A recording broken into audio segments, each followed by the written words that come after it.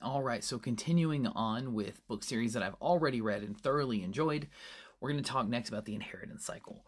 This book series follows a farm boy named Aragon who finds this strange stone that turns out to be a dragon egg.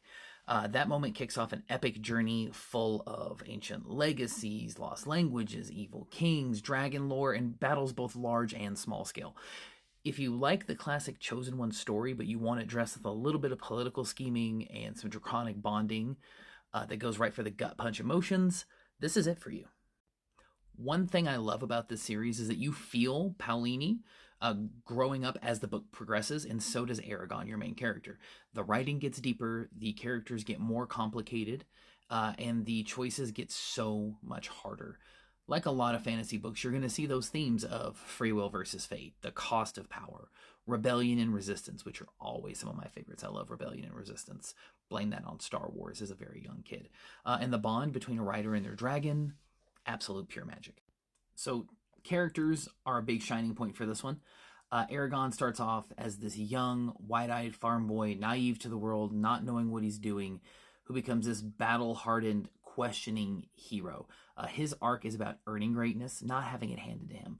You have Saphira, who is just the ultimate fantasy dragon, top tier. She's witty, she's sarcastic, she's protective, and very emotionally intelligent. Arya, your mysterious, badass, full of emotional walls female lead character. We have Roran, who is the underrated MVP of this story with nothing but a hammer, an obsessive love for his woman. This dude challenges the Empire and shakes everything up. Not quite as much as Aragon, but not having a dragon, let's be honest, he does a great job. And then, of course, you have Murtagh. Oh, we need to talk about Murtagh, but gently, because the pain. And also, I called him Murtaugh for years until I found out that Paolini said it's pronounced Murtagh, and no matter how many times I hear it, it still sounds weird to me. Now, the world that it's set in, the world of Allegasia, it is rich. It is layered. He does a great job creating cultures, ancient languages, great lore.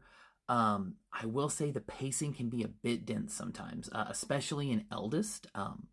But I'll give it to Paolini. He's great at building slow burn tension and delivering great payoffs for it. But there are some parts that you will feel like you have to slug through.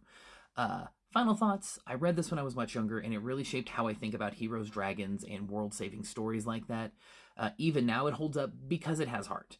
Is it perfect? No, absolutely not.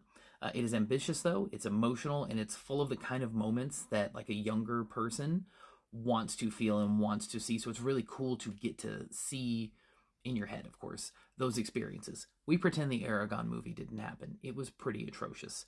Final rating, I'd give it a 7 out of 10. I love it. Would bond with a blue dragon and challenge the Empire with him, you know?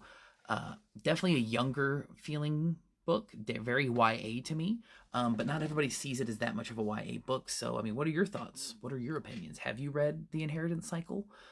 Why or why not?